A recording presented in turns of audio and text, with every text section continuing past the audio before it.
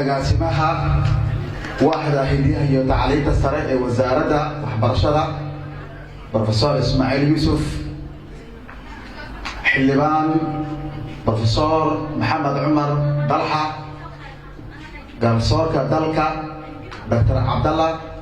gudoomiye ku-xigeenka dalada San Professor Toho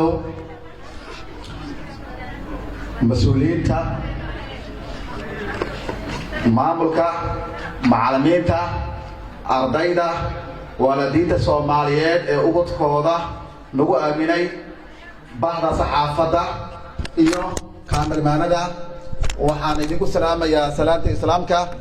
salaamullaahi calaykum waraxmatullaahi wabarakaatuh salaan kadib waxaan boqolaal jeer idinka mahadcelinayaa sida sharafta leh ee aad maanta inoo soo ajiibteen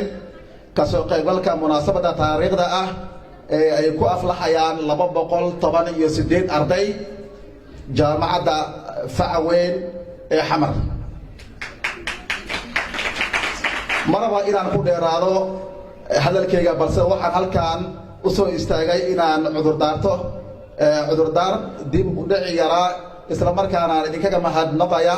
waqtigiina quruxda badan ee aad inoo soo hurteen intaas kadib waxaan idin leeyahay xilligan wixii ka dambeeya xafladda waa ay inoo furan tahay وبالله توفيق